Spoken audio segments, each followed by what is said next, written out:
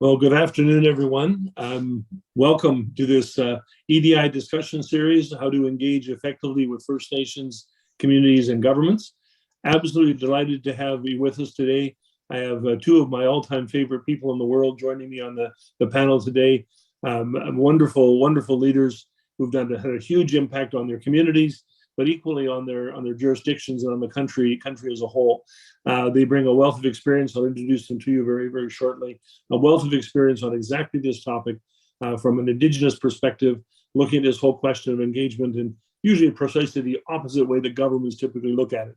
From a government out, this is from First Nations sort of looking back. I've had these conversations about reconciliation with Tosh, who is one of the best public speakers and organizers in the country on the whole question of Indigenous reconciliation. Cadmus, we know him better in Saskatchewan than people the rest of the country might, but an absolutely fabulous leader who has remarkable examples and ideas on sort of how to get things right. So we're going to turn back to that in a second. I'll just let you really quickly know sort of what we're doing. Just ask that you all mute yourself so that we can sort of proceed with this conversation without any background noise, lawnmowers and pickup trucks and all that kind of stuff that usually interfere with our events a little bit. I'm going to introduce our speakers very shortly and provide their thoughts on this important topic. But let me just begin with sort of some personal opening observations that Johnson Shoyama has a wonderful sort of commitment to reconciliation, and we have a sort of a fairly standard pro forma sort of land acknowledgement, but I'm going to stray off that, and Karen's going to get very mad at me for doing this. I'm a professor in Canada Research Chair in Regional Innovation at the Johnson Shoyama Graduate School of Public Policy. I'm your moderator here today. JSGS is a wonderful national hub for research and study on public policy. And this EDI series is one of a large series of things where we try to sort of bring contemporary events to the desktops of people working in government and the public sector, the private sector, Indigenous organizations sort of across the country.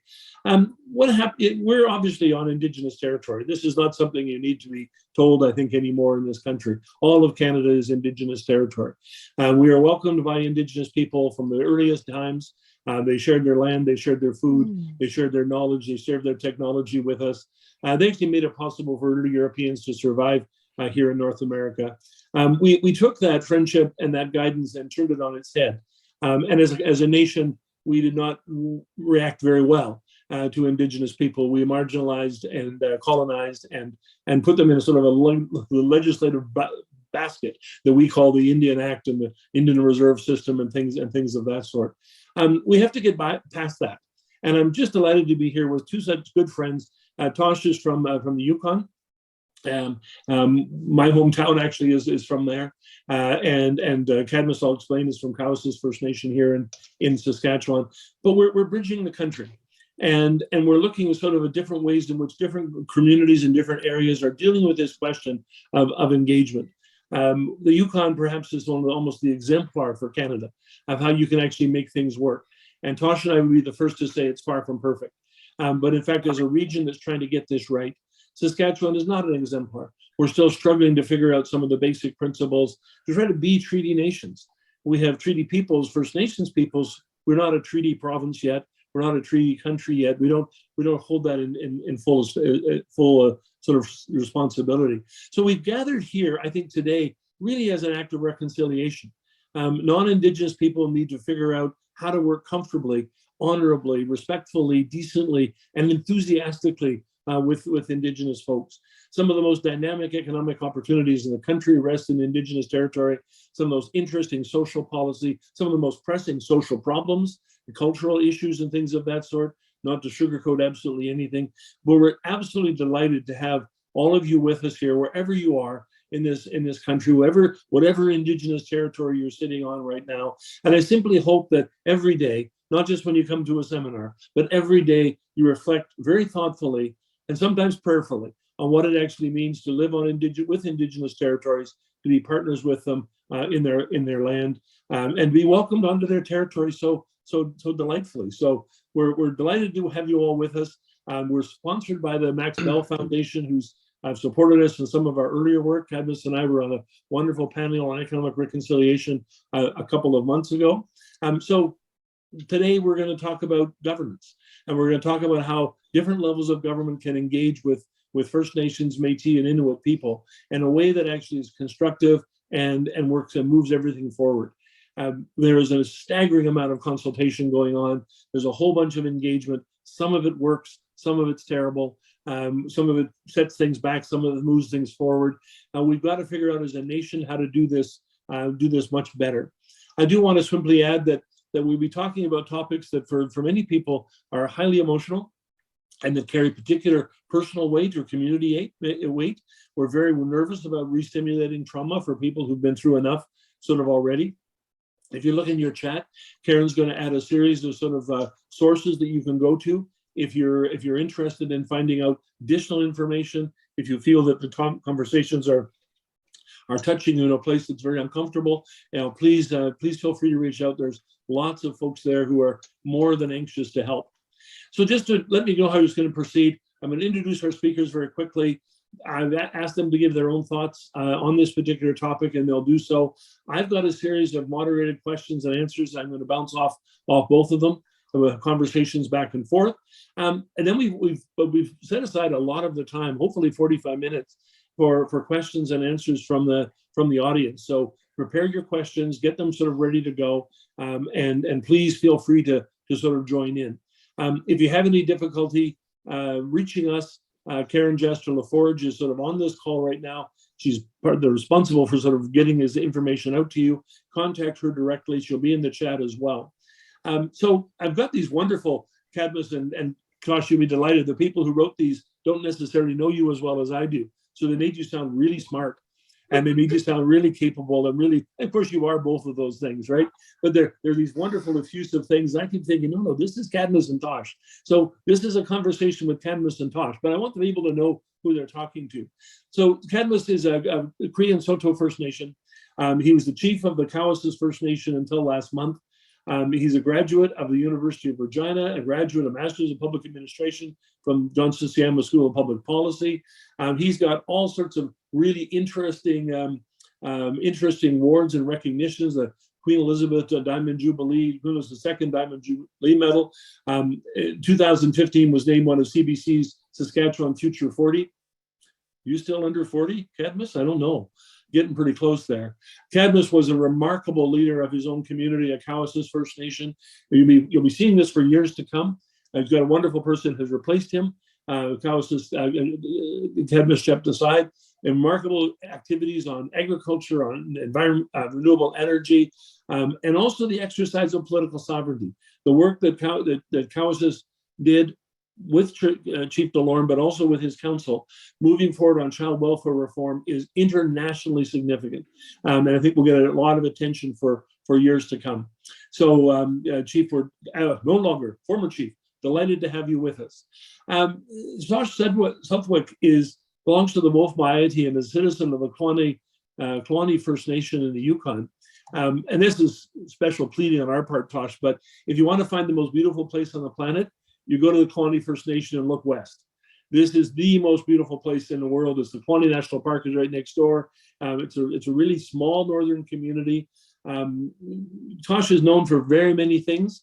Probably the most important is she's a mother of 3 kids and an auntie of, I think, 10,000, just from what I've seen working. She's worked with Yukon First Nations over many years. She was the Associate Vice President of Indigenous Engagement and Reconciliation at Yukon University. Did a remarkable job at sort of bringing Indigenous knowledge not to the edge of the institution, but into the center of the institution. A work in progress that she well knows, but for years she worked on meeting the training needs of 14 First Nations. Tosh runs her own company now. She's a facilitator. She shares her knowledge. She shares her inspiration. She does workshops and programs all across the country. You folks are very, very special people, and everybody who's listening today is extremely fortunate to have your wisdom and your insights. So welcome to both of you. I'm going to turn first to Tosh and ask her for her opening remarks, and then we'll go to Cadmus. Thanks, Ken. Goodness, geez, it made me blush already this morning with all those nice, kind words. I appreciate that welcome, and I'm thrilled and honored to be on a panel with Cadmus, and really excited to have this conversation today. I think when we talk engagement in this country, it means a lot of different things to a lot of people. And so the first piece I want to say is engagement is on a spectrum in my world. It's on a spectrum where at one end we talk about engagement being just sharing information. And that's perfectly fine for some projects. There are some pieces, at least in my experience working with my own nation and a number of nations across the country, where we just want to be informed of a project. But the other part of that spectrum is what I call co-creation, co-development, co-governance. And for the bigger, more, I think, specific projects that, particularly those that have an impact or potential impact on the citizens within our nations, that's the type of spectrum expectation that we've got. So in my world, when we're talking about engagement and we're doing it really well, one of the first things we're going to do is clarify expectations, right? If I say to Ken, we're going to go out for dinner, Ken, and here's what time I'm picking you up. This is the restaurant we're going to, and here I'm going to order for you. It's very different than, hey, Ken, do you want to go out for dinner? Where would you like to go?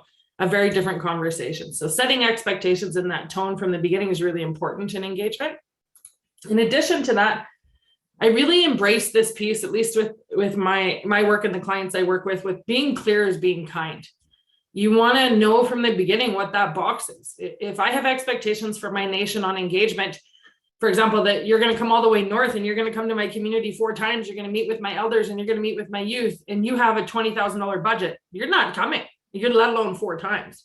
You want to be clear and kind on those pieces. So the more in advance we can be to say, here's the realities that we face, I think that's good. And I've worked with lots of folks, mostly bureaucrats, who tend to get into this zone of discomfort or even fear around being honest around those pieces because they don't want to offend. They want to do things properly. But in my world, a waste of time is almost the most disrespectful. So if you've got those contingencies, those constraints, I want to know about them right from the beginning. I want to make sure that you've done your research. And I'll give you a really concrete example. In my community, if folks pick up the phone and call and ask what a phone number or an address is to the band office, they don't make it past the front door because we don't use the term band office in the Yukon. That term is probably fine in the vast majority parts of Canada, but it's not going to get you very far in the Yukon. And so doing your research is going to be really important. I've also seen people reach out in engagement where it's really a stock letter that goes out to all sorts of nations. And so I had a conversation this morning with a fellow who's trying to meet with a number of chiefs in the Yukon and kept asking what reserve to go to. And it took me a long time for me to say, okay, we don't have reserves the same way that you've seen in other parts of the country.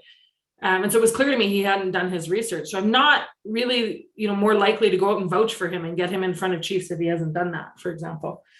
Finding the right person in the organization that you want to meet with. My sort of example that I give to clients I work with, if you wouldn't reach out to the premier of your province or territory, don't reach out to the chief right away. The chiefs get 100 emails, and I'm sure Cadmus can say this better than I can, but they get 100 emails that range in importance on everything from how are we going to fix this pothole to, your citizens' needs. And they're not always the right person to reach out to. Just like you wouldn't want people to reach out to your minister, whether it's federally or provincially, it's the same thing for chiefs. So find the right person in the organization and make sure you're connecting with them. Grounding this work and relationship long-term is going to be what's going to benefit folks. It's the thing that's going to help you when you step in it, because you're going to step in it. We always do with engagement. And if you anchor the work and relationship, then you've got somebody to pick up a phone and actually call and talk through. The last thing I want to say about engagement before I turn it over to my new friend Cadmus and back to Ken is there's a distinct difference in this country with engagement and consultation. And you want to be really clear on what it is that you're doing, because it means a different thing in each community. I've had the honor of working with all 14 Yukon First Nations, a number of nations in Northwest Territories, BC, Alberta, and our friends in Nunavut. And consultation means something different. It is going to get different people in the room, particularly if it's federal or provincial governments that are doing that. And it's a different tone. So if you are saying we want to engage with your nation, but you actually want to consult, there's a distinction to be made there. And so we can talk about that further if the questions come up, but it's good to clarify those from the start. And I will end off by saying I'm really honored with the invitation to spend this next little bit of time and have this conversation. I like tough questions. So the tougher you've got them, the better I think the day will go. Finish, Chief. Thanks so much, Tosh. We'll find a few tough ones for you. I guarantee it. Cadmus. Thanks, Ken, and good afternoon or good day, everybody, where you are. Today, I wish you well. It's an honor to be here. Nice to meet Tosh. This is our first panel together, and love what you're saying, Tosh. It's just so impactful and spot on the important topic today. And thank you for welcoming me and as well to Ken and the team.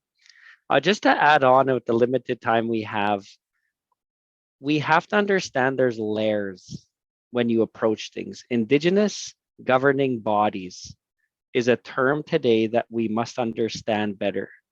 Indigenous governing bodies could mean the elected officials. It could mean the corporate entity that is incorporated to look after the business. Sometimes we just say chief and council, we'll just say the chief, we'll just say, as Tosh said, the band office. Indigenous governing bodies incorporates each and respects each governing organization and rights holder. If there is the elected chiefs, if there's the hereditary chiefs, you can't disrespect and you can't just think that it's just one across this country. So Indigenous governing bodies is a good approach to make sure that you're not putting up your own goalposts. Secondly, you have to understand Indigenous nations are rights holders. And that's very simple to say, but it's very complicated to try and conceive and understand. And it's always about jurisdiction at the beginning. Relationship is foundational, but jurisdiction, we must understand what we inherited, but also the jurisdiction of what you're doing. If you're doing it for business, just understand that the jurisdiction is very unique in every Indigenous governing body. And it's very important to understand what we inherited. Today, nobody created a residential school, the Indian after 60s school, but we all inherited this moment. And when you walk into a meeting, you can't just assume everybody's on equal mindset to just start talking progress. There was 10 people before you that walked in that room that probably said nicer or nicest words as you're about to say. And the trust is probably not there all the time. But don't use that as a hindrance. Use that as an opportunity to show your heart before you ask for their hand. And I'm not a poet by any means, Ken, but I just like to say it that you got to show people your heart, like let them know that you understand about what we inherited and the role you play. If you're an Indigenous person, we have our own approach to how we do truth and reconciliation today. If you're a Canadian, a first generation or generational Canadian, really emphasize what truth and reconciliation calls to action that you take very personal in your journey. Or missing and murdered Indigenous women and girls calls to action, the 231. When you show your heart, shields get put down, and once those shields get put down, you start to have better engagement. But it's always about relationship. And just understand, working with Indigenous governing bodies, the relationship is unique. We like to use humor. We like to, set the tone sometimes. I'll leave my last example in my opening comments.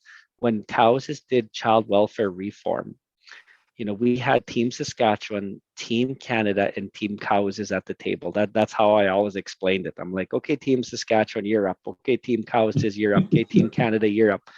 And the three of us were three in governing bodies. There was Cowessess, the Indigenous governing body. There was Canada. There was Saskatchewan. And I told them, in my opening comments, like, this is a vehicle. Cowessess is driving it. Our hands are on the steering wheel. Saskatchewan, you sit shotgun middle. Don't you put your hand on our steering wheel, and don't you try and change the music. Canada, you're sitting shotgun right beside. We need you as Cowessess to be sitting there because we're transitioning. But don't think that you're going to have your hand on the steering wheel. This is the Cowessess model steering wheel. And when you set the tone like that and understand where everybody sit in a room, of course, you got to agree on it. Don't just go into a meeting saying the car analogy, because Cadmus said that. You might actually, you'll get people jumping out of the vehicle. The whole point is that you got to know the jurisdiction. You got to know the respect on what we inherited. And once you get that foundational, you'd be amazed at the conversations that you can have moving forward together. Yeah. Wonderful, wonderful opening statements. And you can see, everybody, why this is going to be such a treat for you today. I'll open with a couple of really quick thoughts for myself. We did a couple of studies on Indigenous engagement with the natural resource sector. And we asked the companies, of all the things you've done, we have them a list of 50 different things, what's the most effective? And we asked First Nations the same thing. Of all the things, the 50 things that companies have done, what's the most effective? And they all came together on the one thing. both of them are top notch, right? Get the chief executive officer of the company to come to the community. In other words, don't send your representative and your junior folks. And there's lots of technicians have to do the work after the fact. But if you don't open with your CEO, if you don't actually set up, and Tosh and Cadmus both said this directly, you've got to do this as a sort of an opening, real commitment to engagement. I mean, engagement means getting to have people as friends, right? It's not about dealing as a technical process. And I'm also just struck, and I'm interested in your thoughts on this, you two, that there's not very many advantages of being old, but as I get older, I sort of look through this and think, okay, I've seen this transition. If you go back into the 70s and 80s, companies and governments thought they were kind of doing the First Nations a favor when they showed up in their community.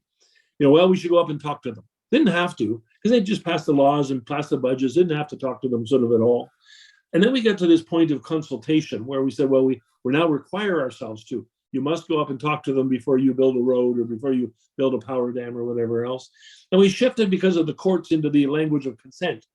So you better go up there, not just talk to them, but you better get them on board, which is now turns it into a very, very difficult kind of process. I want to just raise this possibility with you. And Cadmus, your experience as Cowessess shows us be the case in the Yukon because of the modern treaty up there. It is absolutely the case that we should have gone past all of that. That basically First Nations are the decision makers on so many different files. You're not building a mine without the First Nations saying yes. You're not building a road without, you can consult till you're blue in the face, but if the First Nations don't say yes, is that a fair description of where we're going? Because it seems to me that we don't want to prepare everybody who's listening in today for the world of 10 years ago. I mean, where we are right now is First Nations, Inuit, Métis communities have an equal hand, perhaps. Is that a fair thing to say, Tosh?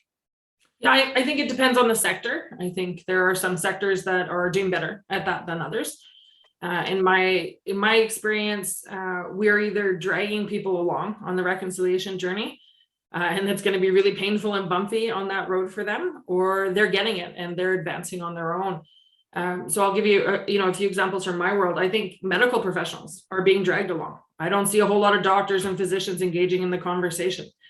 I think industry is in some parts of the country leading the way, in other parts of the country still really blind. I had a conversation last week with industry up here in the Arctic Investment Conference.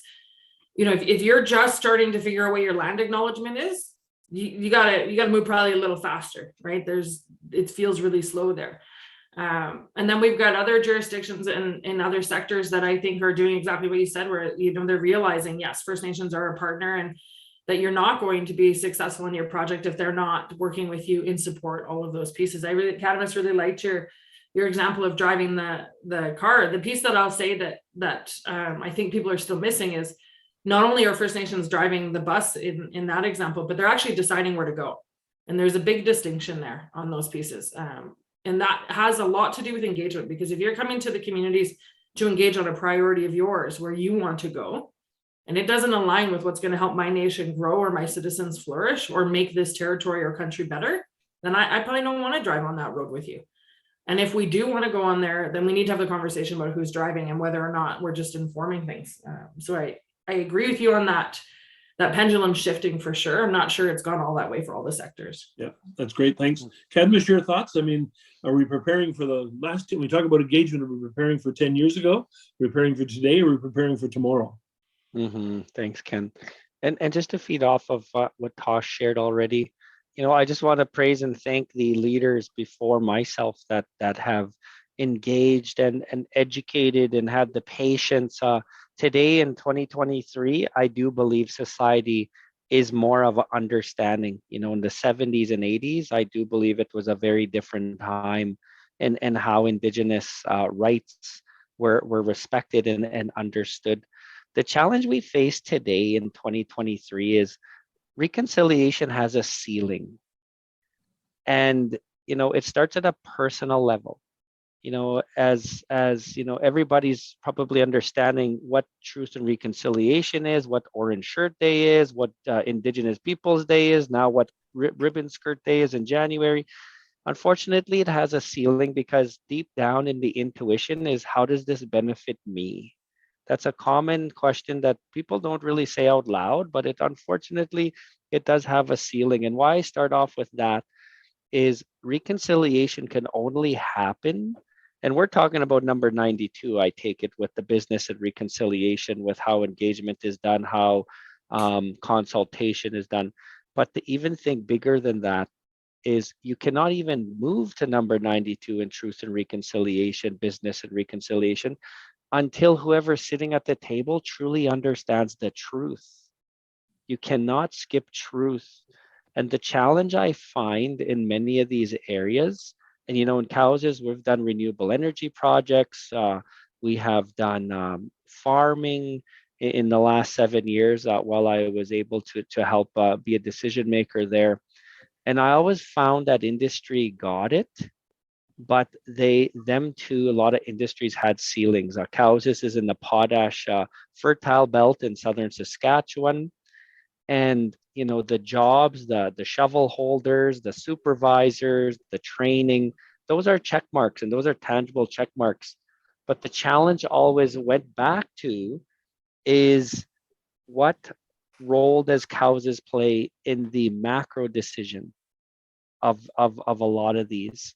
And we got to understand the whole business was built on Western worldview.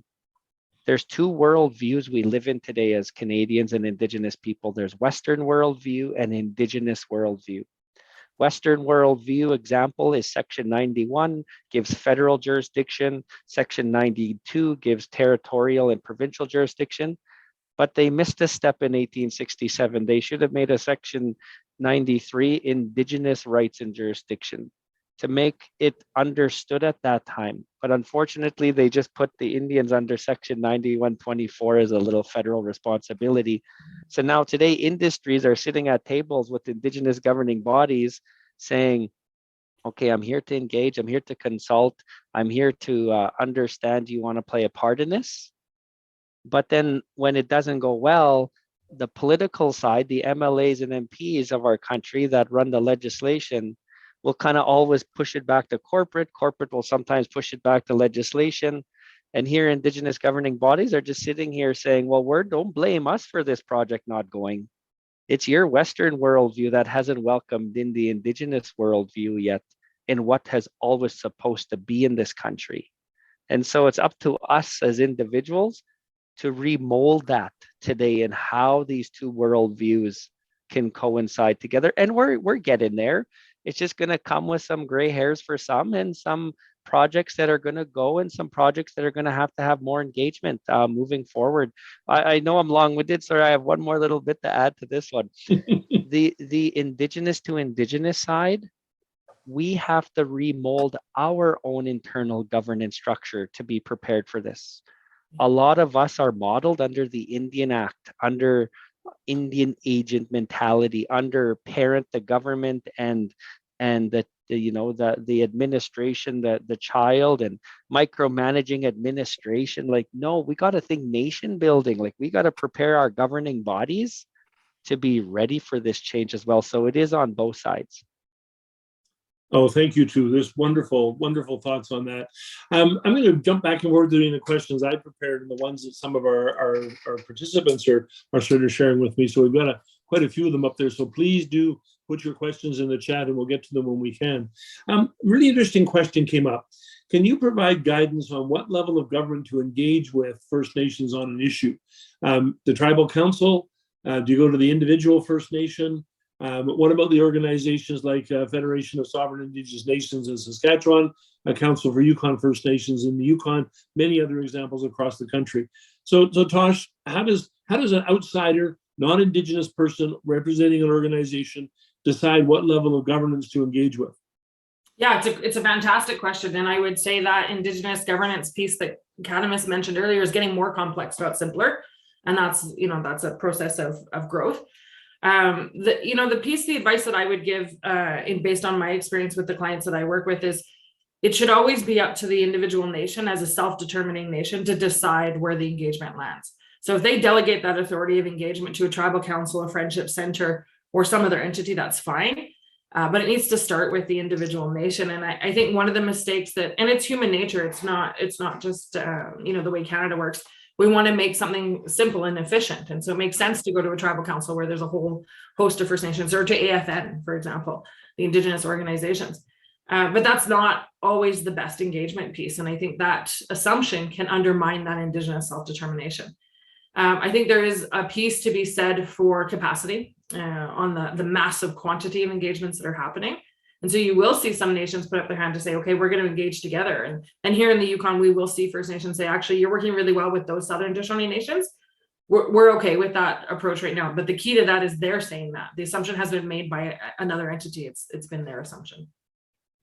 So before I go back to Cadmus on the same question, Tosh, the quantity of engagement, that's a really important observation and something people have to have a bit of a sense of, right? So Kalani First Nation, one invitation a month to consult, one invitation a day.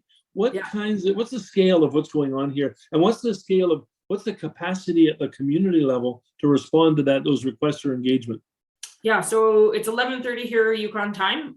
By 10:30 this morning, I had 22 separate emails, phone calls, messages about engagement just with my nation on a whole host of things, from the federal legislations, the critical resource mineral strategy the feds are trying to do, to academics who want to do research. And that's just in one morning, and that's just one nation. So it's across the board, absolutely across the board. So I run my own company, but I also sit as the chair of 2 development corporations for my nation, and I chair a number of education committees. I can't even explain how much it is right now for engagement. And again, it's on that spectrum, right? It's here's information to, hey, we really want to partner on these projects, to really important things that our First Nations have been driving. So things like child welfare, education, the language legislation, all of those pieces, but it's nonstop, and you've got to have a way to filter it through. When you match that with capacity, like my nation is one of the smaller nations in the Yukon. Our council is very, very small. Our community, our government is very small. So we have to be strategic. We won't pick up a project unless it has direct benefit to our nation. We won't even engage on it until somebody can tell me directly and show me a connection of how it's going to improve or relate to our strategic directions. Okay, fascinating. Cadmus, you answered the same question. Give us a bit of a sense of the scale, from a non-Aboriginal person, non-Aboriginal organization reaching out. You might be the only First Nation they're reaching out to right now.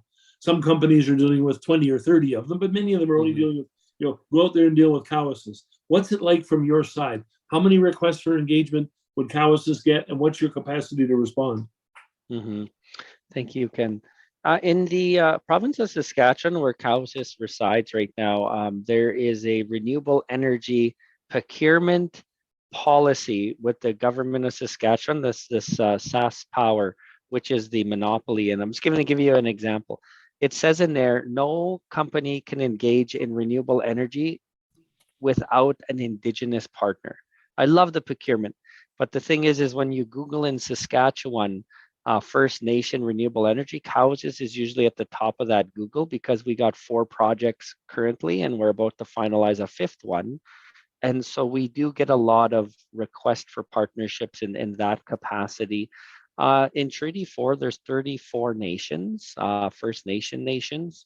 And, the potash, and many of the other resource, the cities. So it is balanced quite well. So we get our fair share, but definitely not at the level that Tosh shared in the amount of calls she got this morning. I just wanted to answer the prior question to Ken that you asked. And there's a resource, and please, I'm not promoting anybody, but I'm just giving people listening a good resource. In 2015, Perry Belgar did this JSGS speech. It's on the JSGS YouTube. And he explains the difference of nations to tribal councils, to FSIN, to AFN.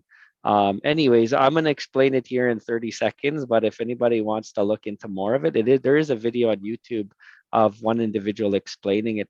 But, Cowessess First Nation, we're a rights holder. Please, that's really key in this. We're a rights holder. We have our inherent rights embedded from time immemorial. At the top of our hierarchy, if you want to use a Western worldview, is creator. Creator is God, creator, Manatau and Cree.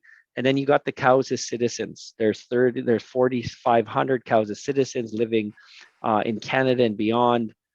And those citizens elect 9 individuals to run the affairs on their account. And so I was a chief for 7 years.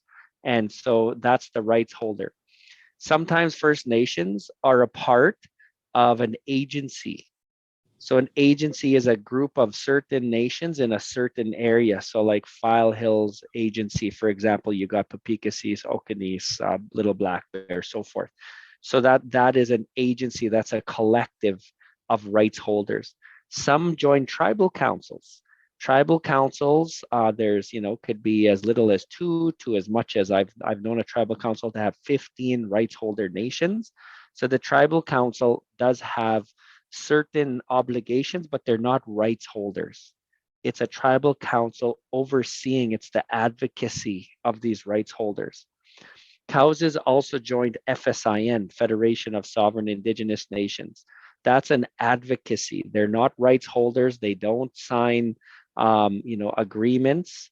They're an advocacy because as a chief, you manage poverty 80% of the time today because of what we inherited. Sometimes as a chief and council, you don't have time to look at the provincial view of things. And so we rely on FSIN to be that collective voice for us, but their FSIN is not a rights holder. Cowessess also affiliates with the AFN, the Assembly of First Nation. The Assembly of First Nation is an advocacy for the 633 nations across the country. Cowessess always remains the rights holder. We just empower for the collective, for these advocacy organizations to help us look at that provincial, national, international level. So I explained it all the best I could in a matter of a minute and a half, but there is a video if anybody wants more details.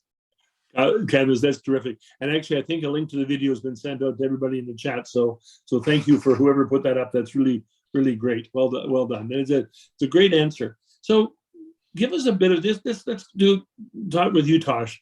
Give us a bit of a sort of a slap of cold water. What happens when you don't do it properly?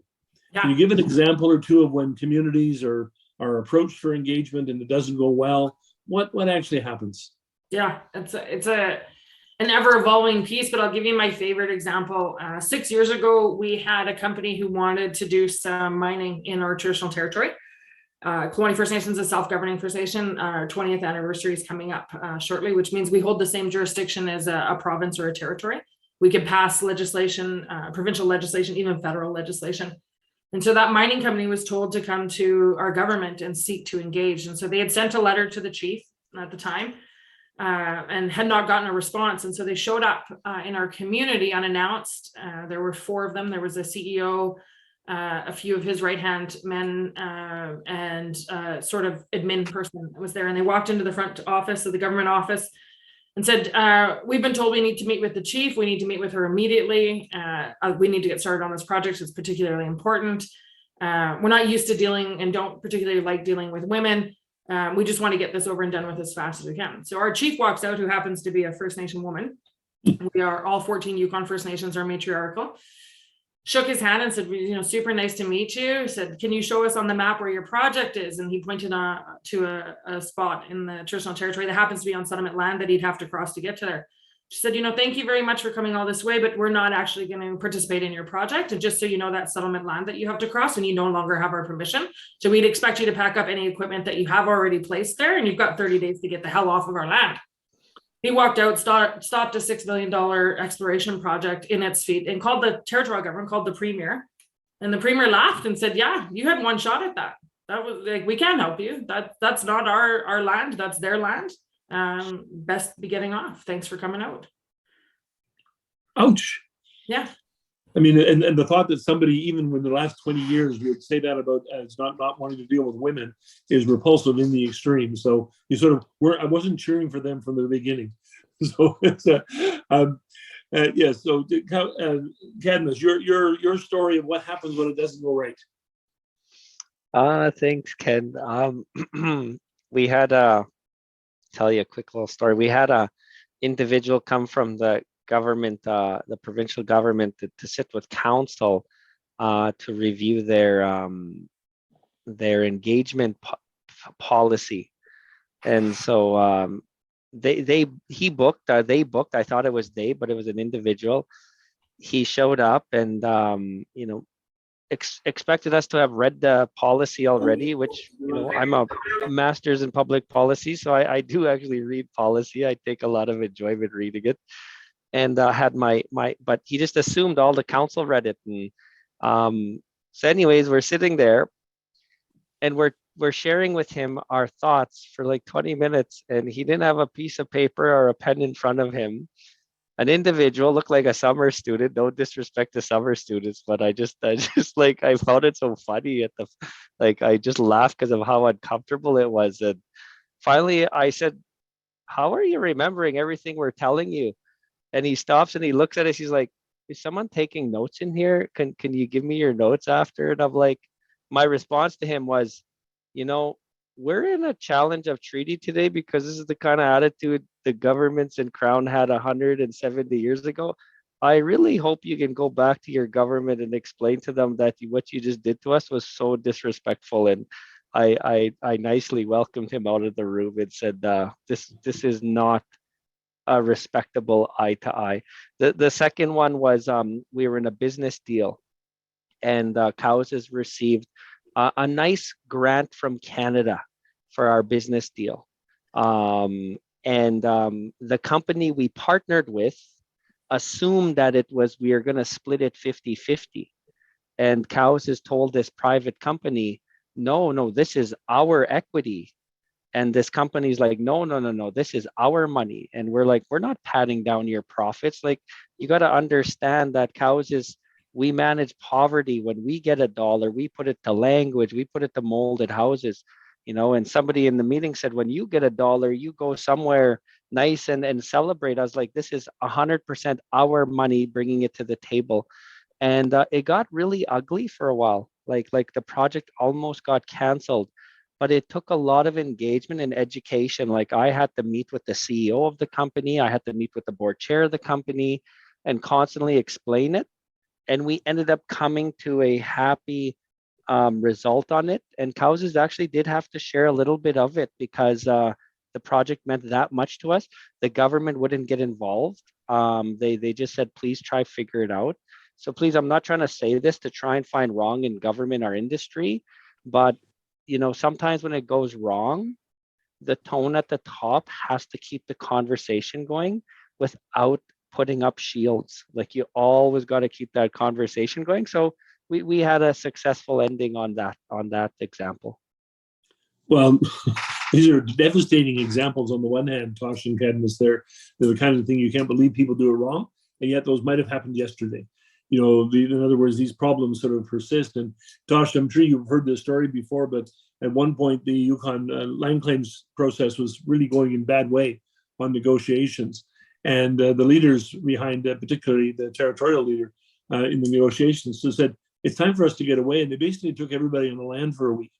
And they went out and went hunting and went up into the mountains and were up there we went by horses into the mountains. And there were no tape recorders. There were no typewriters. Nobody was taking notes. It was just people getting to know each other. And the folks who went there from the government came back from there thinking, for the very, very first time, I understand land claims. Because the land claims were not about technical things on a paper. They were actually about the land. What a surprise, right? Which is so important. And that's why all of you have to go up and visit Pawnee and then go to Cowessess right afterwards. So a very different kind of question, but I guess it follows up a little bit. There's 633 First Nations across the country. There's the Inuit, there's the Metis and whatever. Everybody has different cultural norms and cultural traditions and whatever. On the prairies, protocol is really important. Structured protocol and ways in which you approach gift giving and things of that sort. So first off, Tosh, you first, and then to Cadmus. Talk to us a little bit about protocol, and how do you find out the right protocol, and how to do it so it's respectful and not, I've got you a chocolate bar, so you must be happy now, kind of exaggeration. Yeah. I've never worked with an Indigenous community either in the North in Canada or even international when I've been honored to work with the Sami and in the Nordic countries where protocol hasn't been at play. It's always exists. So the two pieces that I'll say that have done me well in that part is that I approach it with humility and with at least my teachings to say, I'm going to go in and I'm going to ask, and I'm going to do what I was taught, but I'm going to do everything I can. At least the rule that I was raised with, you'll see my grandma's in the picture above me. This was ingrained in me as you want to make sure that you're following protocol the best that you can, so you can hold your head up high when you see their elders, that you did the best you can. And if I can do that, then even if I got it wrong, I'm going to feel okay about it, and I'm going to learn, so that when I go back the next time, I'm not going to do the same thing. I have to learn from that mistake. And then the second piece I'll say is there are commonalities, but there's so much uniqueness that you have to look for the things. I often call it leveling up. And so I'll give you an example. I've never, ever worked with an Indigenous group in all of my career where there hasn't been ceremony. But you're not going to find the same ceremony amongst all the Indigenous groups. So can you make space for the protocol? Can you make space for ceremony and ask the question, what's appropriate here? I've never, ever worked with any Indigenous groups where there isn't protocol around elders and what that looks like, but it's different. So in some communities, they get fed first, and others they don't. But the pieces that you're asking, the intention is that you're creating space and asking those questions. And the more you can do that around protocol, the better it will go. I will look at any documents I can find for that nation on their website to see what I can see about them that they're putting out there publicly. I will reach out to my network to say, hey, have you done any work here? Are there certain questions or things that I should know that are there? And, Cadmus mentioned earlier the distinction between rights holders and stakeholders. And I think that the difference that I see in that conversation, I actually have a t-shirt that has a picture of a stake being held with a big, circle X through it. Don't call us stakeholders. Because the distinction with the stakeholder model is that everybody gets the same engagement. The distinction with the rights holder model is that you're going to anchor that work in relationship, and you're going to find out about those protocols and what's at play. And then the last part for me is you're going to get it wrong at some point. Everybody does, right? I mean, there's northern protocols. Ken, you know this, you grew up here. There are northern protocols that folks don't get. And the piece there is the learning. Do you genuinely, authentically understand what went wrong, and make sure that you don't replicate it next time? And how do you share that piece? I've never been to a community where there hasn't been a lot of patience. And I think, yeah. Thanks, Ken. Patience beyond belief.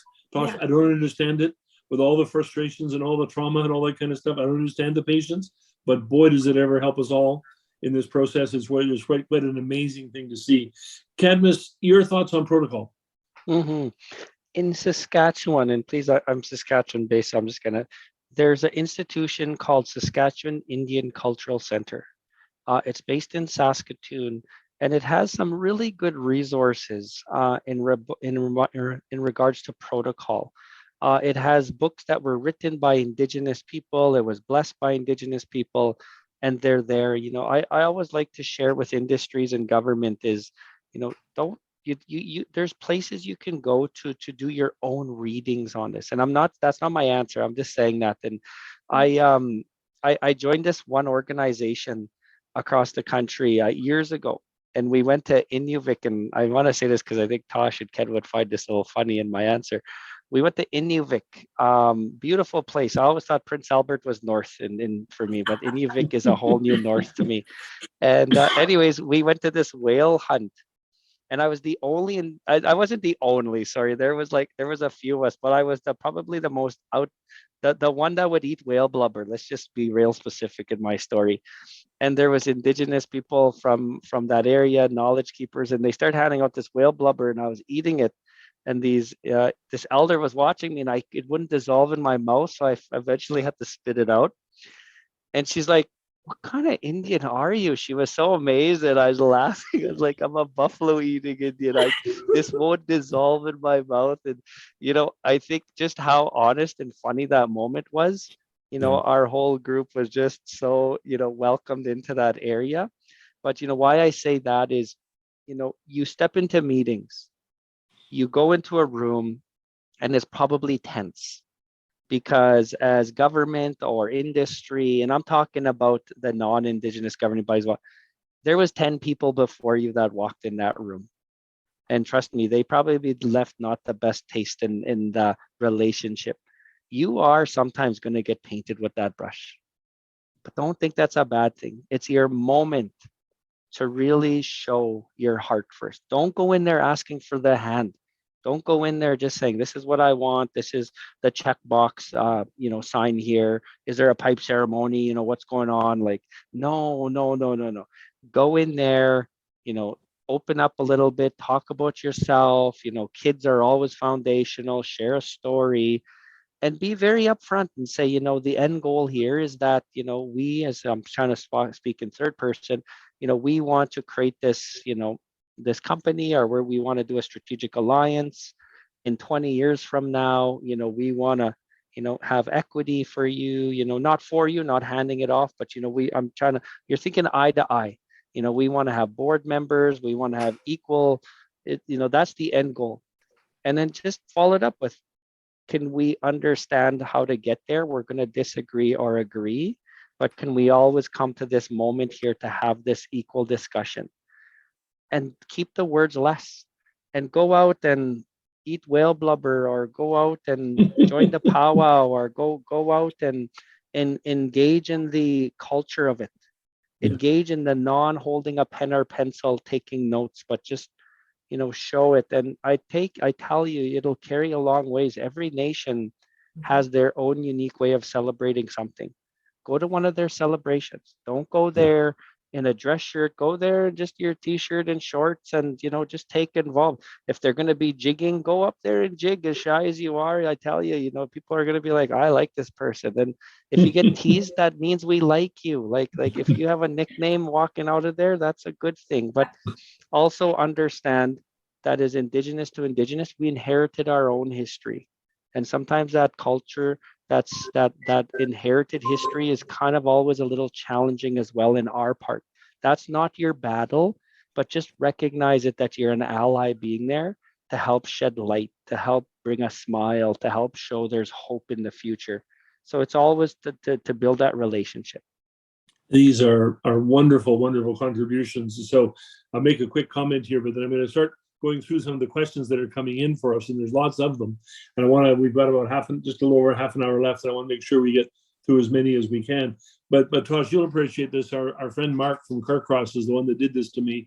I was having a meeting with him and some people, and after about half an hour, he turned to me and he said really quietly, Ken, silence is okay.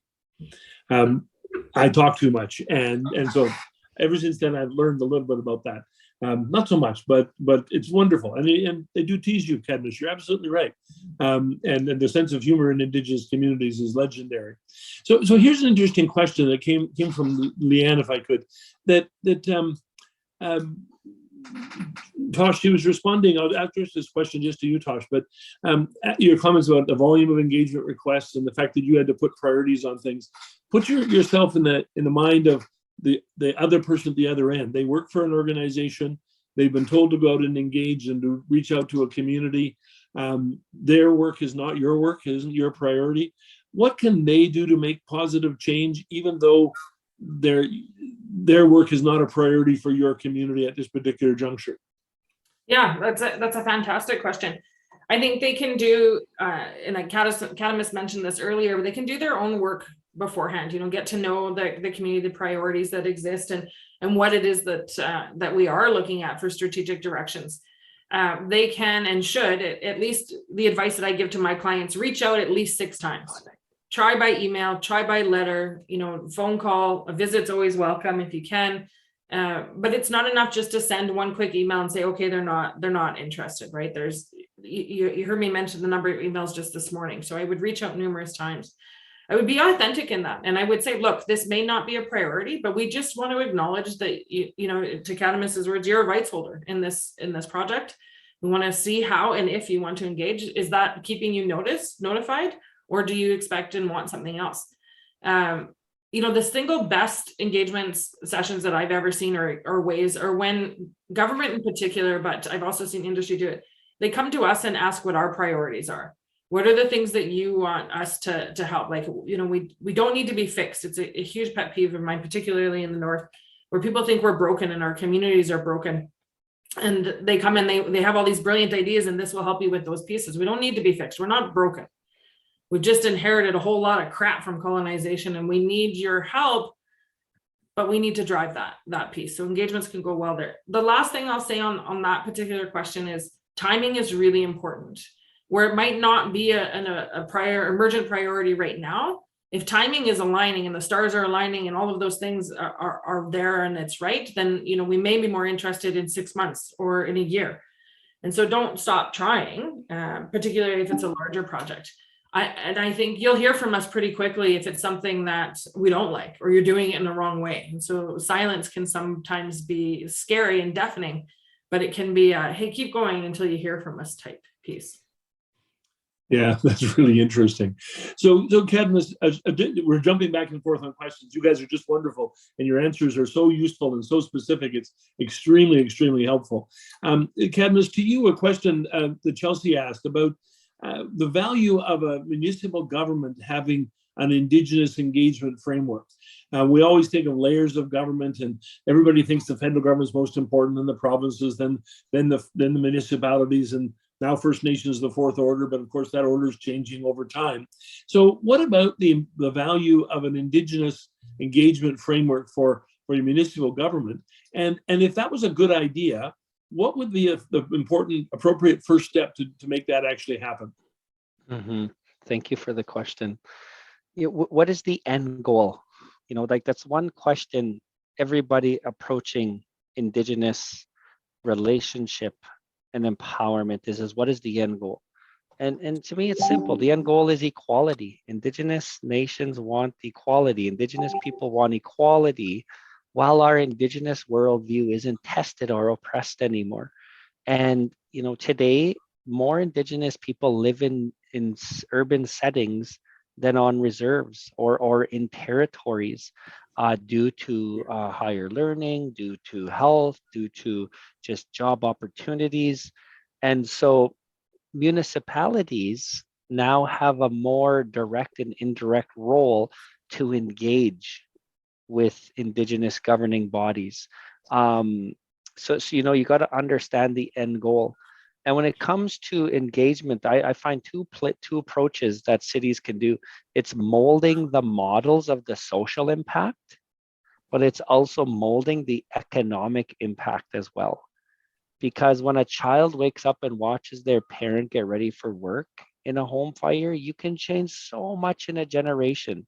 And I don't say that comment that anybody wants pity or anybody feels sorry, but unfortunately, we inherited some times today where we got to make sure that's our end goal, is to do that. So I'll give you two examples.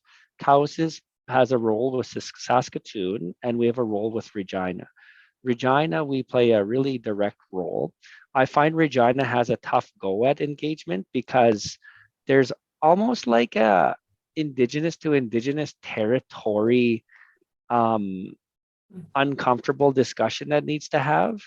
It's not like Saskatoon, where there's Saskatoon Tribal Council. Cowessess has a great relationship with the Tribal Council. We always say, listen, there's 300 Cowessess really good looking members in your city. And so, if there's things we can do to help empower, please let us know. But Regina, Cowessess has the most Indigenous people of all Indigenous people living in Regina. We have the most. But File Hills Qu'Appelle Tribal Council, over helping 11 First Nations, the Tribal Council tends to want to place it at the FHQ. That's their territory. Cowessess is independent, and we're like, well, it's kind of our territory. But Cowessess works well with FHQ. I'm not saying this to try and create another conversation. I'm saying this because cities have to understand the Indigenous to Indigenous and how our territories are respected. And just because you're engaging with one tribal council or with certain nations, just remember there are people in that city from other nations, and they would love to know what's going on or see how they can help as well. So engagement is needed, but I think we need to understand there's a social model engagement on where your institutions are going to be placed, to the support and help, to the economic. And sorry, my last comment to this one is I'm going to give you an example. Funerals in cities are the toughest go for Indigenous people right now, because not all cities have a place where they can do this with the limited dollars that they have in giving that farewell celebration. And, when Mayor Masters and Regina and myself had this discussion, is there a way we can create a center in Regina to just help Indigenous in their farewell celebrations of funerals, but also their celebrations of, birthdays and stuff like that? Is there a center we can help? Because that will help in urban settings and in a social impact. So I could really get into detail in this one, Ken, but I don't want to speak too long, but it's a very important conversation. And I think in years to come, cities are going to get it, but some are not. And unfortunately, the ones that are not, they're going to leave a gap in regards to Indigenous empowerment. That's a really, really great example, Cadmus. And of course, part of the answer to that is you only need one city to go first and to do something significant and start passing the message around. And that, from the government officials' point of view, recognize there's an important leadership role that you can play within your organization, within your municipality, provincial government, right? We need more positive signs as we go along. So Tosh, a really tough one for you. I'm going to ask Cadmus all the easy ones for the next little while, but so Tosh, just to you. If you've already been shut down in your efforts to reach out to an Indigenous community, what's the recourse? What do you do after that? So Delphine asked this question. So you've already been shut down. They say they don't want to talk to you. What do you do next? Yeah, I would gather your team and do a debrief. I would go back and look and see how you engaged. What points you attempted. Did you get the right person? What are those pieces that you can learn from that? And then I would, dependent on that outcome of that debrief, I would say, there's a risk assessment there to be done. Do you reach back out and in a new way, in a different way, with humility, and ask if there's anything else that you can do to re-engage? But if it's authentically, you've done the best you can, you can hold your head up high, as I said earlier, and it's just they say, no, I don't want, we're not ready for this conversation, then that's the way it is. And I'll use an example. There's a project that's been trying to get its foot in the Yukon for years about a railroad from Alaska down to southern Canada. And at times that company has had some of the best representatives engagement. They've come to the community, they've done everything right, but it's not going to be a project that First Nations are going to pick up, a number of First Nations are going to pick up at this point in time. And so I think if you're one of those, then you have to resign yourself to respecting that decision to say, okay, they're not going to engage. I think that's different than just totally cutting off contact. If the project is going to continue on, and let's say you've got 3 or 4 other Indigenous partners and you're moving forward, then you want to do whatever you can to always leave that door open. So if they can reach out and ask, tell me more about this project or give me that information, just try not to close it off completely, and be ready for those, those times where people reach out and say, okay, we're ready to know more about what you're doing. If it's a project that's specific to one nation though, and it can't move ahead without them, then you need to recognize that. You can't push it. There's a thing that I see happening across the country where people are mistaking Indigenous engagement for, hey, I know this First Nation person, they're going to sit on my board. There, I've got Indigenous engagement to rights holders and to that Indigenous governance piece. And having a conversation this afternoon with a group who's really challenged with the project they're working on, because everybody that the First Nations have sent are non-Indigenous. So it's a room full of consultants, and they're really challenged to say, in this project, we want First Nation worldviews embedded, but they're sending us consultants. And my answer to them will be, you don't have a say in who the First Nations send to those meetings, but you do have a say in the questions that you ask and the type of material in those pieces. Do you have to honor that the First Nations have sent those consultants? And there's a distinction to be made about whether or not you've just found somebody who you like, or the way they talk, or any of those things, and put them on a board. You can't take that approach all the time. So it's different. Yeah, that's a really, really good example. The First Nations are not going to perform the way you want them to perform. They're going to do what they want to do, right? So let me just, before you bump that to Cadmus for the next question, Tosh, just come back to you quickly, because Ross had a sort of an interesting qualification. And Ross, I'm changing your words a little bit here, that put a bit of a historical turn on this. In a lot of instances, the problems in the relationship were 2, 3, 4, 5, or 6 years ago, maybe 20 years ago, maybe 40 years ago. A lot of municipal governments in Canada have had very poor relations with neighboring First Nations. And so you're not dealing with a short-term small trust relationship issue. It's a long-term breach in that trust and relationship. What thoughts do you have, just following up on your last comments, about dealing with something that's really deeply historically embedded? Yeah, I'll use the example when we're talking about big projects like mines or dams, anything connected to the land that are, there was no, and I'll just use one from my own community. Half of our traditional territory was made into a national park. We had no say over that. Our elders were taken out and said, you can't live here anymore. You can't do anything in that piece. And when we started that reconciliation journey with Parks Canada, and there were 4 or 5, I call them false starts that happened there. They had some intention, but they didn't have those pieces. We only did it because, I think we were successful in the most recent round because there was the truth piece. And Cadmus spoke to this earlier. It took a federal minister coming up to say, yes, what happened here was not okay. Yeah, we don't think you should be happy that this is a park. Nobody's saying that's right. And that truth part, we spent years getting that right. We spent a long time making sure that we felt good as a community that they were authentic in that piece. So the truth piece had to come first. And then second, they had to put their money where their mouth was. That you want to do these pieces, you want to do this work together. Then they needed to hire people. They needed to build capacity for, it's called Broken Healing Connections project. It needed to be workloaded properly with their staff, not off the side of somebody's desk. They need to plan with us from the beginning. Once all of those things were in place, now we've got to the really hard stuff, which is about integrating First Nation worldviews into their organization. And that is incredibly challenging. But man, is it ever interesting. And that's where I think we'll see some of the biggest shifts. But their willingness to get to that and our willingness to share, it's taken 12 years. Like those are Right. big pieces. Still, So like it's not the most beautiful part of the Yukon, though. Yeah, absolutely. So Ross, that's part of the answer to your question. It's going to take 12 years. But I'm really struck by the comments that Cadmus and Tosh have both made about the sort of the truth telling. I was on a webinar yesterday with Bruce McIver, who's one of the leading Indigenous lawyers in the country. And his comment is, he said, listen, we've come to a day of reckoning where we have to just realize that the prosperity of non-Indigenous people rests on Indigenous poverty, and that the problems of Indigenous communities are because of the actions of non-Indigenous governments and people. So we can go around the edges and say, well, this wasn't that bad, and we didn't mean this, we didn't mean that. The reality is that reckoning has to come before you can really build long-term relationships. That's my view. Anyway, it's interesting.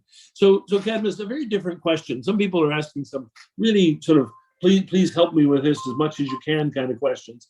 Are there recommendations for ways that non-Indigenous folks can engage and participate respectfully without virtue signaling? And this is a reference for particularly land acknowledgements and email signatures, orange shirt days, red dress days, where people want to actually engage as opposed to be seen to be participating for the sake of participating. That's a tough question, Cadmus. So I've shifted back from tough questions to your tough questions. Thank you.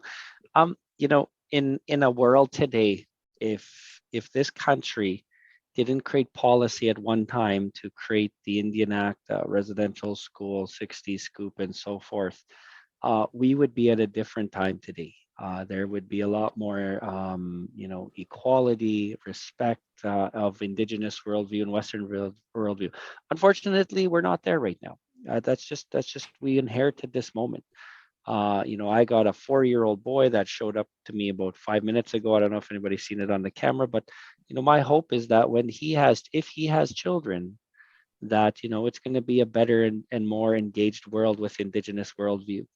That's why it's so important for Canadians today, and even Indigenous people who are rediscovering their culture, status and non-status, to participate. But the reason you participate in, say, a POW celebration is not to just go there and just be a seat sitting there, but like to observe and understand the spirit and intent of it. Just being there is not disrespectful. Please go. If there's a powwow, you are invited. Like that, a powwow is a little different than maybe what a movie or if you've never been to one before. There's a lot of children, there's a lot of colors, there's a lot of music, there's very unhealthy food. And I say that not in a disrespectful way, but just take part in all of it. And please go find a seat and just observe. And there's always an Indigenous person ready to answer your question. Please, if there's somebody that doesn't answer your question, don't just shut down. Just be understanding that everybody's at a different moment in what they're doing that day. But there is somebody there that would answer your question. If you want a picture, don't be disrespectful and just go walk up to somebody and just say, I want a picture because I want a picture I was here. No, go up and ask a couple of questions like, why these colors? And what does this mean? And when you're done, you're like, is it disrespectful if I ask to take a picture with you? Then you get a picture, and there's other means to do this. Orange Shirt Day is about acknowledging the 94 calls to action, truth and reconciliation calls to action in September. At Indigenous Peoples Day, June 21st, there's celebrations that Indigenous people are still thriving today, but it's also the importance to understanding of the role we play as Canadians and Indigenous people. Ribbon Skirt Day in January is very unique. I'm a male, I'm not a female, so please reach out to an Indigenous female and ask about the ribbon skirt, because the ribbon skirt is a very sacred and celebratory item of Indigenous females. And sorry if there's two-spirited, I mean no disrespect, and the two-spirited as well. But there is understanding to that purpose. I'm not saying don't shy away from it, but just please go and ask about that one. I'm not the one that would be I just want to empower and show my respect. But lastly, please go out and engage in these. When Cowessess in June of 2021, when we validated unmarked graves, Canada Day was almost canceled across this country because of just how impactful Kamloops and Cowessess and others have validated unmarked graves. I made a comment around that time and saying, let's still have Canada Day, but let's make this Canada Day one where instead of celebrating Canada, let's learn the truth of the relationship Indigenous people have with Canada. Because what we always thought we knew is probably not true. New Canadians don't get the right orientation when they get to this country.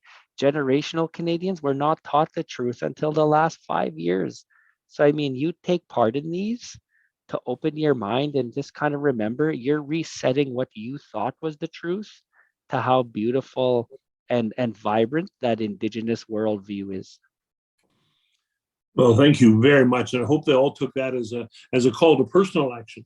In other words, it may not be the be all and end all to show up at one of the celebrations, but boy, if 5,000 people show up instead of 50, the world takes notice. And it's important for us to be there and be seen in those kind of contexts. Tosh, back to you, and Cadmus sort of just talked really quickly about sort of new Canadians and recent immigrants to this country and their sort of engagement. What level of involvement should First Nations, Metis and Inuit groups have in setting sort of immigration targets? In the places in the Yukon, also in Saskatchewan, very substantial number of migrants from the Philippines, very substantial sort of movement in that direction. But also, how can new Canadians specifically engage in acts of engagement and reconciliation when this is not their history? This is not their background. They didn't elect Johnny McDonald, nor did their great-grandparents. So Tosh, your thoughts on that? Yeah, I would say I think First Nation groups should be deeply involved in setting immigration targets and particularly around what that newcomers' experiences to the traditional territories of which they're coming. I will say that lots of the newcomers that I think have embraced reconciliation are those newcomers who are coming from colonized countries, who have very similar experiences in their world, who are also fleeing things like poverty, oppression and colonization. So there is common ground there to find. I think every Canadian, whether they've been here for 10 generations or they've been here for 10 months, has a role in reconciliation, but we need to be explicit about what that is and prepare them for that and give them the background on those pieces. Similar to Cadmus's response to the last question, it is a personal journey, but we aren't doing enough in this country to make sure that it rests on the shoulders of all Canadians. And there is power in being an ally. So we need to be really, I think, particular about preparing Canadian newcomers to Canada about their role as an ally. What does that look like? You know, BC's got a fantastic guide that was created by Corey Wilson and Oh, really? where they specifically talk about, hey, welcome to BC as a newcomer. Here's what you should know about whose traditional territory you're on. Here's how you can be respectful. Here's some protocols that you can follow. That conversation is going to get more difficult, not easier, right? When you see First Nations entering into the realm of jurisdiction on child welfare, education, health, all of those pieces, and you see the immersion of more and more Indigenous worldviews into our governments, into our organizations, there needs to be more conversations about why that's happening and what that looks like and what role they play in those pieces. It is never and should never, at least in my experience, be an exercise in deciding which worldview is right or wrong. In this country, it's about acknowledging that multiple worldviews exist and multiple worldviews need to be at play. And so I think that can help find some of that common ground that exists and needs to exist with newcomers to Canada. Yeah, wonderful. What an inspiring call. I like that very, very much, Tosh. Thank you so much. So, Cadmus, back to you. A question to you. I know you've worked with a lot yourself. Dallas asked this question of what kind of tips can you give for an Indigenous person working with rights holders who are from a different nation? You know, Tosh works in an environment where there's 14 First Nations. Whitehurst has representatives of all of them. And people are constantly working back and forth. And for the First Nations, it's really important that you're from your First Nation. Non-Indigenous people see First Nations as a group. I think that's a fair thing to say. Same thing holds in Saskatchewan. So Cadmus, your thoughts. What can an Indigenous person who's working with rights holders who are not from the same nation? And any ideas on responses there? Yeah, thank you. You know, it's a beautiful transitioning that we're in right now in regards to my little guy's showing up again in where we're at right now. And Indigenous people, the ceilings are being lifted on personal levels and organizational levels. There's still ceilings there, but they're being lifted. And when Indigenous people work in other Indigenous nations, there is a value added, but there's also a little bit of a gap as well. And I'm going to speak to the value added, and I'm going to speak very openly here. So please, for the non-Indigenous worldview mindsets that don't understand it, but I want to learn more, just remember, as Indigenous people, we kind of have our own truth and reconciliation that's unwritten that we are working on right now. And it's Indigenous to Indigenous, and Canadians and allies. It's good for you to understand, but it's not your fight. And what I mean when I say that is, I'll explain my answer now, is when an Indigenous person works with another Indigenous governing body that they're not a rights holder of, you don't carry that personal 2, 3, 4 generations of internally what happened. Because nations do carry our own internal, and we've kind of become our own worst enemies at times. We're beautiful, we have a lot of opportunity, but we also inherited our own as well internally. And so you come as a breath of fresh air, you come as a person who is a rights holder, so you relate. You do have a nation that you are affiliated with, so you do understand and see the history. But at the same time, you understand that your role is to help that nation thrive. It's to help lift and get stronger. And so just don't compare one nation to the other. You know, my other comment is, I'm going to add on one. There are Indigenous people that are Indigenous engagers, Indigenous liaisons to corporate and to government. And sometimes when they come in, I find it very challenging at times. I'll be very open. When there is government officials from Indigenous Crown relations or our Canada come in, and they're like relatives to us, and we're sitting there talking, and they're representing the government, and we're like, it's like the first 15 minutes, it's all fun and laughter. But when you start to realize that you have very limited areas to it, it's like, well, I want to help you, but I can't. I can only do this much sitting here. And we're like, why? Like it almost hinders it at the same time. So, I just give it up to Indigenous people that are working for corporations and for government, who understand that unfortunately reality is reconciliation does have a ceiling today, and we do need more Indigenous people in those roles. But we just got to understand that's very Western world based, and we do have to survive and thrive in both worldviews. So, I'm kind of becoming long-winded in my answer again. You could tell I'm an ex-politician here, but I just wanted to say that there is a lot of benefits, but we just must recognize there is some challenges as well. Oh, yeah, wonderful. So I'm going to go to one more question from me and then a quick wrap up from both of you. We're only 8 minutes away from the end. This has been just an outstanding thing. One of the people who commented described herself as a mid-level bureaucrat, and also about how this conversation has taken a bit of the wind out of her sails, which I know neither of you intended to do. And I think the comments are more that this individual works in a regulatory environment where they're inheriting that. There's limitations on what they can do, et cetera, et cetera. And so the question for that individual is like, where do you begin? You're caught in an organization, you've got obligations for your job. That organization has rules and regulations. So with that sort of background a little bit, because I know the goal for both of you, Tosh and Cadmus, is to give people reasons for optimism and sort of practical sort of steps on going forward. You actually have today hundreds. I mean, for those of you attending today, thank you very, very much.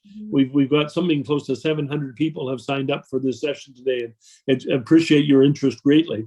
So to Tosh first and then to Cadmus, you are directly speaking to hundreds of officials who have devoted part of their time today because they want to learn how to engage properly. They genuinely are interested in this, or they wouldn't be here. So what are the two most important things that you want each one of these officials to know? Tosh, to you first, and then to Cadmus, speaking to several hundred government officials from all across the municipal, provincial, federal sort of areas, universities, et cetera. What two things do you want them to know? Tosh, to you first. Yeah, I think the first one for me is don't ask questions you're not ready for the answers on. I often have bureaucrats and academics and companies that will come and ask questions in our community. What would a great education system look like? But they're not prepared to act on because it's too transformational. It's too much on that piece. So I would say be really careful in the questions that you're going out and how you're asking them in engagement, and make sure that they're authentic, but also you're ready for the answers, because they're likely to be, they're likely to push. Where I often tell people, for First Nations, this work feels really slow, like super taking us a long time. And for others, for other non-Indigenous folks, it feels like there's a lot of rapid change. And so we're coming at it from different perspectives. So I would say that piece. The second one I would say is, in every single community, somebody stole somebody's fish 150 years ago, and you're not going to know who it is or what, but it's always at play. And I say that with a lot of respect for when the Indian Act came in, it dismantled our traditional forms of governance and our traditional mechanisms for healing and all of those pieces. And so when you're doing complex engagement in big communities, there are going to be these dynamics at play, because we have our own healing to do. And Cadmus mentioned that earlier. We have our own baggage and our own history, our own truth that we're navigating. Nobody needs you to get involved in those pieces. You just need to know it's at play and do everything you can to be as inclusive in the engagements as possible. And then I'm going to sneak in a third one. I know Ken said two, but I'm going to sneak in a third one. My personal favorite statement, if you take nothing else out of today, if you're not uncomfortable, you're not doing reconciliation. Full stop. You got to embrace the uncomfortableness. And be honored to be that you're having a chance to do it. Absolutely. Tosh could not agree more. Cadmus, to you. Thank you. Thank you, by the Tosh, way, Cadmus, you have one vote for being the Premier of Saskatchewan. Thank you. The tough part there, Ken, is I gotta pick a party. Yeah, if I was to go that route. Yeah. Yes, true enough. Well, that'll be another conversation one day. Two things. You see my 4-year-old walking here, and I got a 6-year-old daughter and a 2-year-old son as well. What is the end goal of why we do all this? What is our purpose? What is our desire? And when this is tough. It's very emotional. This is very emotional in working and engaging and empowering. And, I use the word we inherited this to try and move that desire of guilt or shame or frustration to purpose of what is the end goal. My 6-year-old daughter, she wants to be a pilot one day, and my wife and I are going to do our best to make my 6-year-old a pilot. But the reality is, and please, I'm going to suck a little bit of the wind out of the sail when I say this, she's an Indigenous female. Toughest person to be in this country is an Indigenous female. But my wife and I are going to work twice as hard as others who have a 6-year-old that may want to be a pilot. The thing is our end goal is in one generation. Let's make sure there's better parity than there is today. And, the two things I would share is what motivates you to do this? Is it just a 8-to-5 job and just understanding that, there is little that can be done? If that's your motivation, then that's your motivation. If it's, I want to make change, I want to do better, I want to, when I leave here in years to come, I want to make change. Understand that happens one day at a time. But if you understand the end goal, we're going to disagree on how to get there. But always make sure you know what your desire is, your end goal, your motivation. And I tell you, you'll get there one day at a time. You're going to take 3 steps forward this week, and you're going to take 2 steps back next week. Yeah. But don't let those 2 steps back make you assess as if this is what you want long-term, because we do need allies. We do need Indigenous to be empowered. We do need Indigenous to shift our own mindsets as well. We need Canadians to shift their mindsets. Change isn't easy. The second thing I would really emphasize is know the truth. Please know the truth of what we inherited. Don't wait for the next speaker to teach you a little more about the truth. Go out and find it yourself. Read books. Indigenomics by Carol Ann Hilton. Good book about understanding the glass ceilings. The Sheldon Karowski. I'm not promoting these books because I get any royalty. I'm just telling you. Clearing the Plains from James Jaschuk. These books are out there. It teaches you the truth. I tell you, once you know the truth, reconciliation comes with so much more opportunity. So I would leave those two: desire, an end goal, and know the truth.